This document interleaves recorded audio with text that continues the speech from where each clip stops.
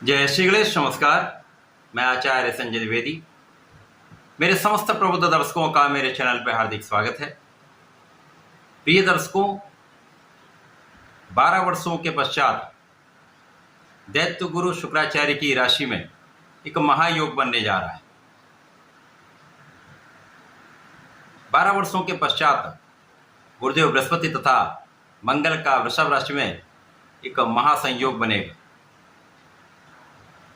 गुरुदेव बृहस्पति जो अत्यंत सौम्य ग्रह हैं, शुभ प्रभाव देने वाले हैं, समस्त मांगलिक कार्यों के कारक गुरुदेव बृहस्पति हैं। ज्ञान शिक्षा देने का कार्यकत्व तो गुरुदेव बृहस्पति का है। इसी प्रकार से आपको योग्य बनाकर आपको कार्यक्षेत्र देने का कार्यकत्व तो गुरुदेव बृहस्पति का है। इसी प्रकार से 9 ग्रहों में सेनापति मंगल जो अत्यंत ऊर्जा के स्रोत हैं, साहस के कारक हैं, भाई के कारक हैं, क्षमता के कारक हैं, सामर्थ्य के कारक हैं, बल के कारक तथा हमारे शरीर में बहने वाले रक्त के कारक हैं। जब इन दोनों ग्रहों का एक महायोग बनेगा, वो आपको संपूर्ण रूप से प्रभावी बनाता है, आपकी क्षमता में वृद्धि करता है, आपकी कार्य कुशलता में वृद्धि करता है, आपके एनर्जी के लेवल को सही रखता है तथा आपकी ऊर्जा को सही दिशा में लगाने का कार्य करता है, आपके शासन सत्ता के गुणों को प्रबल करता है तथा आपको जीवन में अत्यंत प्रगति कराकर महालाभ देता है। ये महासंयोग अलग अलग राशियों के लिए अलग अलग भाव में बनेगा, अलग अलग स्थानों पर बनेगा, उसी के अनुसार ही परिणाम की प्राप्ति होगी। प्रिय दर्शकों, आज मैं मिथुन राशि के लिए गुरुदेव बृहस्पति तथा मंगल के इस महायोग का किस प्रकार का परिणाम प्राप्त होने वाला है, किन भावों की प्रगति होने वाली है, किन भावों से आप विशेष लाभ लेने वाले हैं, इस समय का कैसे उपयोग कर सकते हैं तथा यदि कहीं पर कोई समस्या आ रही उसका कैसे निराकरण करना है, संपूर्ण विश्लेषण मैं पूर्ण तर्क के साथ करने दूँ। प्रिय दर्शकों, इस राशिफल को आप अपने लग्न तथा राशि दोनों के अनुसार देख सकते हैं। अर्थात आपकी यदि मिथुन लग्न है अथवा मिथुन राशि है, आप दोनों को इस राशिफल को देखना चाहिए। मिथुन राशि के लिए ये जो महायोग है वो आपके 12वें भाव में बन रहा है। 12वां भाव जो कि एक त्रिक भाव है, व्यय का भाव है, नकारात्मकता का भाव है, जहाँ पर मंगल जब पहुंचेंगे तो यहाँ पर तात्कालिक रूप से मांगलिक दोष भी बनेगा। 12 जुलाई को ये महासंयोग बन चुका है। इस महासंयोजन के कारण मिथुन राशि के लिए कुछ विशेष स्थितियां बन रही, जहां पर कुछ आपको विशेष लाभ भी मिलेंगे और कहीं आपको कुछ सजग भी रहना होगा, सावधानी भी रखनी होगी। गुरु मिथुन राशि के लिए 2 केंद्रों के स्वामी हैं, आपके सप्तम भाव के स्वामी तथा आपके कार्यक्षेत्र के स्वामी होकर 12वें भाव में है। इसी प्रकार से मंगल जो आपके षष्ठम के स्वामी होकर तथा लाभ के स्वामी होकर आपके 12वें भाव। ऐसा नियम है, जब भी कोई ग्रह इन नकारात्मक भावों में जाता है तो उनके कारक भावों की निर्बलता प्राप्त होती है। परंतु यहां पर एक विपरीत राजयोग भी बनेगा, जिसका कुछ विशेष लाभ आपको प्राप्त होने में। यहां पर आपको अपने एनर्जी का सही उपयोग करना है। गुरुदेव का प्रभाव आपको बहुत संयमित कर रहा है, आपको बहुत संतुलित बनाकर आपके ऊर्जा का सही उपयोग भी कराने वाला है।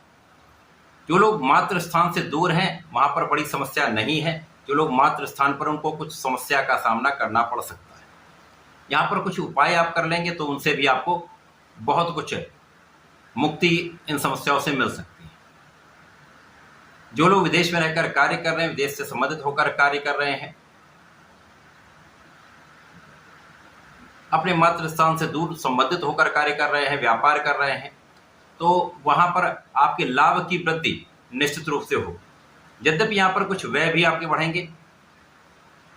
यहाँ पर व्यय कहाँ बढ़ सकता है? इस समय में आपके लिए भूमि भवन वाहन का योग बन रहा है। इस महायोग का लाभ आपको भूमि भवन वाहन के रूप में प्राप्त होने वाला है। आप अपने संसाधन बढ़ाने वाले हैं, आप अपने सुविधाओं को बढ़ाने वाले हैं। माता पिता के सुखों में वृद्धि होगी, आपके भी सुखों में वृद्धि का संपूर्ण योग यहाँ पर बन रहा है। अब यहाँ पर आपका लाभ भी बढ़ेगा, परंतु आपका व्यय भी बढ़ेगा। तो दोनों का संतुलन आपको बनाकर चलना है। अत्यधिक व्यय से बचना होगा, बिना कारण के एक्सपेंसेस करने से आपको बहुत बचना हो। यदि आप ऐसा संतुलन बना लेते हैं तो यहाँ पर कोई बड़ी समस्या नहीं होगी। यहाँ पर जो समस्या का मुख्य भाग है वो आपके जीवन साथी के भाव से तथा आपके पार्टनरशिप के भाव से। यहाँ पर जीवन साथी के साथ सामंजस्य बनाकर आपको चलना होगा। यहाँ पर कुछ मतभेद हो सकते हैं, वाणी कुछ तीक्ष्ण हो सकती है, तो यहाँ पर वाणी पर भी संयम रखें और सामंजस्य बनाकर चलेंगे तो बड़ी समस्या होने का योग नहीं बनेगा। परंतु गुरुदेव का भी प्रभाव मंगल के साथ में, तो बहुत कुछ संतुलन की स्थिति बन रही। यहां पर मंगल और गुरु का प्रभाव आपके परिश्रम को कई गुना बढ़ाने वाला है। आप बहुत परिश्रमी रहने वाले। परिश्रम का आपको लाभ उतना नहीं मिल पाएगा इस समय में, परंतु आपके परिश्रम के कारण आपके कार्यक्षेत्र में निरंतरता बनी रहेगी, जिसका लाभ आपको मिलेगा। ये जो परिश्रम है ये आपके लिए आगे के लिए अत्यंत उपयोगी होने वाला है, आपको बहुत लाभ देगा। इस समय में आपके शत्रुओं का संपूर्ण पराभव होगा। किसी प्रकार का कोई शत्रु आपका कुछ भी बिगाड़ नहीं सकता। यहाँ पर जो लोग ऋण का प्रयास कर रहे हैं उनको ऋण प्राप्त हो सकता है, परंतु यहाँ पर आपको धन किसी को उधार देने से बचना। धन उधार देने पर धन की वापसी संभव नहीं है, जिसके कारण विवाद की संभावना बनती है। यद्यपि यहाँ पर कानूनी समस्याओं में भी आपका पक्ष बलवान रहेगा, परंतु विवाद से बचना ही सर्वश्रेष्ठ उपाय है। खाने पीने पर नियंत्रण रखें, बाहरी खाने से बचेंगे तो यहाँ पर किसी प्रकार का कोई रोगों की संभावना नहीं। इस समय में आपकी संपूर्ण सुरक्षा हो रही है, आपकी आयु की रक्षा हो रही है। ये समय आपको आगे बढ़ाने वाला है, आपको परिश्रम कराने वाला है, आपके प्रयासों में वृद्धि कराने वाला है। अब जब गुरुदेव और मंगल दोनों के दोनों 12वें भाव में होंगे तो यहाँ पर विदेशी यात्राएं हो सकती हैं। कुछ बाहर की यात्राओं से आपको बड़ा लाभ प्राप्त हो सकता है। आध्यात्मिक यात्राओं में आपका व्यय हो सकता है, आध्यात्मिकता के कार्यों में आपका व्यय हो सकता है, तीर्थ स्थलों के भ्रमण में आपका व्यय हो सकता है। तो कुछ अच्छे संतोषजनक कार्य भी आप करने वाले। यहाँ पर आप धर्म के मार्ग पर चलने वाले, धर्म के मार्ग पर चलना भी चाहिए।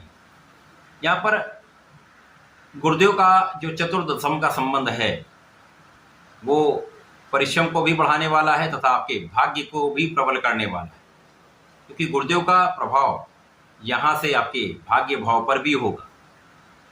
भाग्य भाव के स्वामी की दृष्टि जो है वो आपके लाभ पर है। अभी वक्रीय अवस्था में आ चुके हैं, जिसके कारण आपका लाभ निश्चित रूप से बढ़ेगा। लाभ बढ़ेगा, कुछ व्यय भी बढ़ेंगे, परंतु यहाँ पर भाग्य का संपूर्ण साथ आपको मिलेगा। भाग्य के स्वामी की अच्छी स्थिति आपके लिए अत्यंत लाभान्वित करने वाली है। इसी प्रकार से यहाँ पर जो आपके पराक्रम के कारक सूर्य हैं उनकी एक अच्छी स्थिति है जो आपके लिए धनदायक हो रही है। तो इस समय जो भी आप परिश्रम करेंगे उसका उचित धन आपको प्राप्त होने वाला है। तो आपके कार्यों में परिश्रम अधिक होगा, जितना एक्सपेक्टेड लाभ होगा उतना नहीं होगा, परंतु आपके परिश्रम से धन की प्राप्ति तो अवश्य होने वाली। धन का सोच विचार कर आप इन्वेस्टमेंट करें तो उससे भी आपको अच्छा लाभ मिल सकता है। इस समय में यदि हम अवलोकन करें तो जो षष्ठम भाव है वो मंगल का ही है। मंगल स्वयं द्वादश भाव में होकर षष्ठम भाव को देखेंगे। तो जिन लोगों के पास कोई कार्यक्षेत्र नहीं है, जिनके पास नौकरी नहीं है, नौकरी का प्रयास कर रहे हैं, उनको प्रयासों में सफलता मिल सकती है। जो लोग मेडिकल के क्षेत्र में, उनके लिए विशेष समय है, आप उन्नति करने वाले हैं, आपके लिए प्रगति के कई अवसर प्राप्त हो सकते हैं। इस समय आपको आगे बढ़ने का समुचित योग बन रहा है। इसी प्रकार से यहाँ पर यदि हम देखें तो आपके विशेष ज्ञान में वृद्धि हो रही है। जो लोग स्पेसिफिक वर्क में हैं, रिसर्च वर्क में हैं, गणनाओं से संबंधित कार्यों में हैं, विशेष ज्ञान के क्षेत्र में हैं, उनके लिए संपूर्ण रूप से प्रगति का समय है। आप अपने ज्ञान को भी बढ़ाएंगे, आप अपने लाभ को भी बढ़ाएंगे, आपका धन भी बढ़ेगा। इस समय कुछ अचानक आपको लाभ की प्राप्ति भी हो सकती है, चाहे वो आपके कार्यक्षेत्र के परिप्रेक्ष्य में हो, वहाँ पद का लाभ मिल सकता है अथवा धन का विशेष लाभ मिल सकता है। मंगल और गुरुदेव बृहस्पति का ये आपसी संबंध, ये महायोग कुछ समस्याएं देने वाला है, जहाँ पर पार्टनरशिप में आपके लिए कुछ समस्याएं उत्पन्न हो सकती हैं, कुछ विवाद की स्थिति बन सकती है। यहाँ पर आपको बहुत सजग रहना होगा, क्योंकि ये विवाद कानूनी समस्याओं में परिणित हो सकता है। तो यहाँ पर आपको ध्यान रखना होगा, सामंजस्य बनाना होगा। सोच विचार कर निर्णय लेंगे तो समस्याओं से आप बच जाएंगे। यद्यपि यहाँ पर आप विजयी रहेंगे, परंतु कहीं न कहीं विवाद कष्ट का कारण बन सकता है। इस पूरे समय में आपको नियमित रूप से भगवान शंकर मोचन की शरण में रहना चाहिए। प्रतिदिन हनुमानाष्टक करना चाहिए। प्रत्येक शनिवार को यदि बजरंग बाण का 7 बार पाठ कर लेंगे, संकल्प लेके करें, तो आपके कष्ट भी दूर होंगे, समस्याएं भी दूर होंगी। प्रतिदिन भगवान गणपति का स्मरण करते हुए ओम गंग गणपतये नमः का कम से कम 1 माला का जप करें। जीवन में समस्त सुखों की प्राप्ति भी होगी, कष्टों का हरण भी होगा। तो ऐसा करके समय का लाभ लें, उपयोग करें। धन्यवाद, नमस्कार।